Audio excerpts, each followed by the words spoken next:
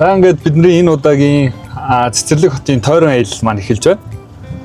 За бидний одоо энэ баруун гар талд харагдаж байгаа хайрхан бол Ар ангаа нутгийнхны шүтэн болсон Эрдэнэ булган хайрхан гэж юм хайрхан байна. Яг бүтэн нэршил нь бол одоо Эрдэнэ булган хайрхан гэдэг багхгүй. За тэгээд булган хайрханы одоо яг тэр ингэрт байгаа улаан хад болохоор богд цонхуу гэж хүний дүрийг одоо бурханчлан бүтээсэн юм дүр байгаа. 300 гаруй жилийн өмнө одоо урлан бүтээж исэн ийм одоо бурхны дүр байна. За яагаад энэ богд цонхуу гэж бурхны дүрийг энд одоо ингээд бурханчлаа бүтээсэн юм бэ гэхээр анх дугаар дүрийн зай гэгэн Лувсан Бэрнэлээ гэж хүний одоо номын багш байсан юм хүн байгаа. Тэгээ багшийнхаа дүрийг одоо энэ хайрхан ууланда хөндөж дээдлж ингэж бүтээсэн юм дүр байдаг. За тойроод 7 одоо жижиг бурхтууд байгаа. Улаан хаднууд дээр одоо зурж хийсэн юм бурхтууд байгаа. Одоо нөгөө хилмигдүүлэлтийн үед бурхан шашныг дарж исэн үеүүдэд нэг удаа одоо ингээд соён бүсэг, нэг удаа одоо тэр нөгөө юу болгосон намын нэг одоо балбаа байдаг шүү дээ. Тийм өнгөөр ингэж будаж дарж исэн гэл. Намын залуучуудын холбооны ч үлээ.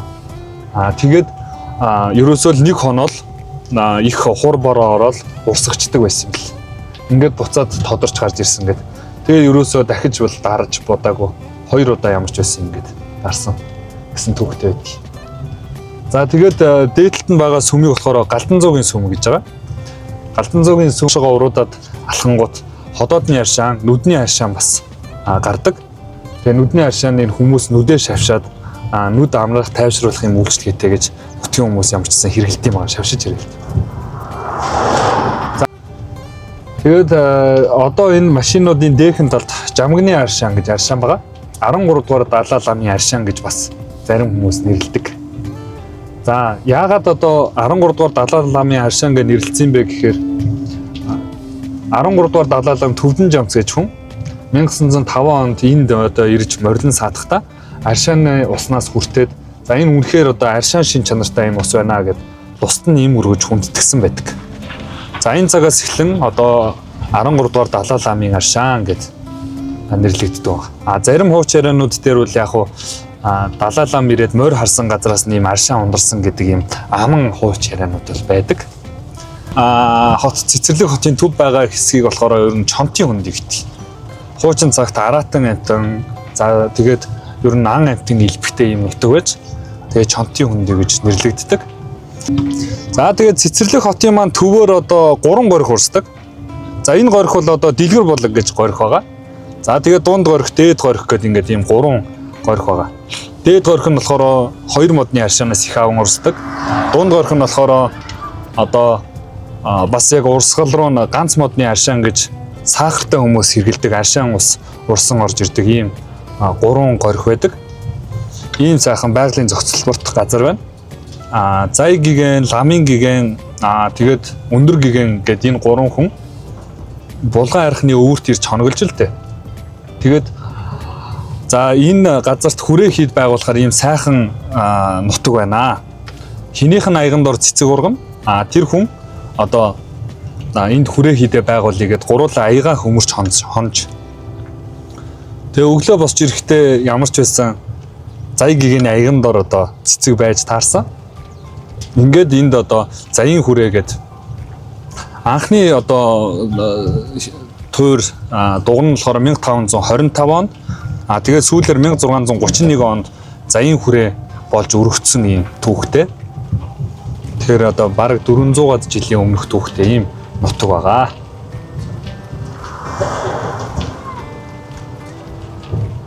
За тэгээд энэ урд талд харагдаж байгаа цэцэрлэг түрээлэн болохоор бүх хөлөгтийн цэцэрлэг түрээлэн гэдэг юм.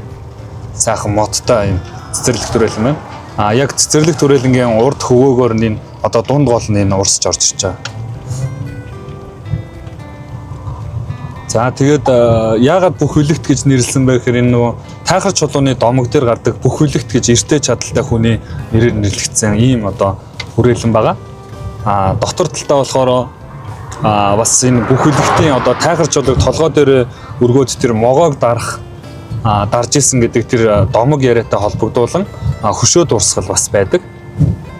Тэгээ манай ар хангаан одоо бүхийн дивжээ хүртэл бүх хөлөгтийн дивжээ гэдэг ийм нэршилтэй шүү дээ. Тэр чинь нөгөө домгийн хүний нэрээр нэрлэгдсэн байдаг байхгүй.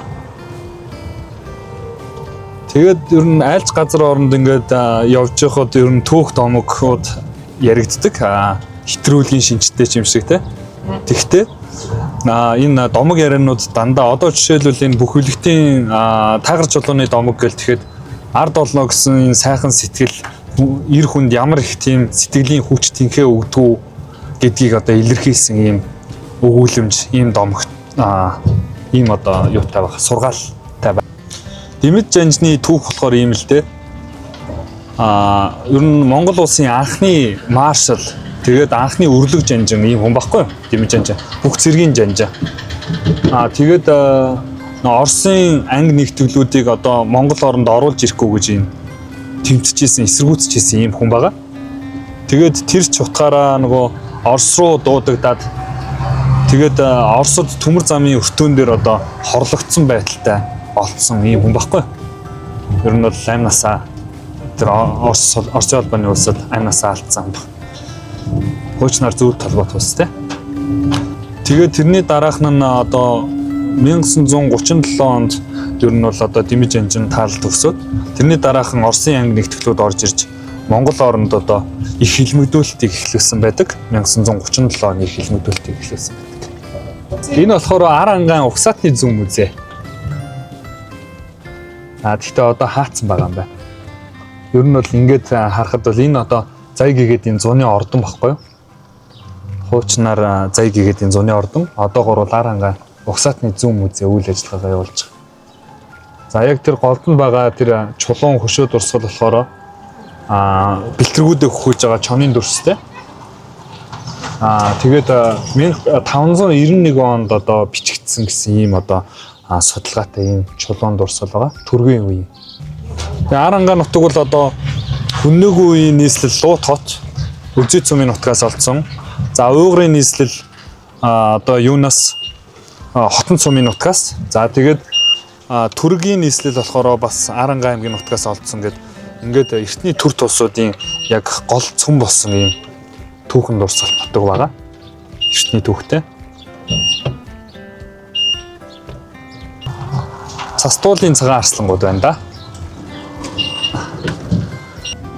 да. Энэ барилга маань одоо яг нөгөө эвдэгдээгүй нураагдаагүй үлдсэн хамгийн одоо ахмад барилга гэх юм да Арангаа.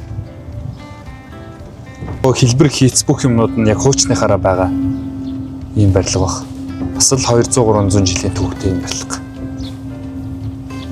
За энэ болохоор цогчин дугна гэдэг энэ социализмын үед байж байгаа тэгээд нөгөө шатаад ингээ нуурсан ийм барилга багт. Тэгээд энэ зогчин дугна болохоор одоо нөгөө Тунгалаг тамир кинон дээр гараад идэг шүү дээ. Хатанбаатар магтарж өвийг Монголоос зэрэг татах борооны ажилд элдвээ цаад хийгээд байхсан нийслэл хүрээнээс зайлуулж баруун хязгаарыг тохиомжуулах ажил томилжээ. Явах замдаа Заян гэгээний хийдэг ирлээ. Тунгалаг тамир кинон дээр үл яг бүтэн байсан байгаа даа байхгүй. Зогчин дугны барилга.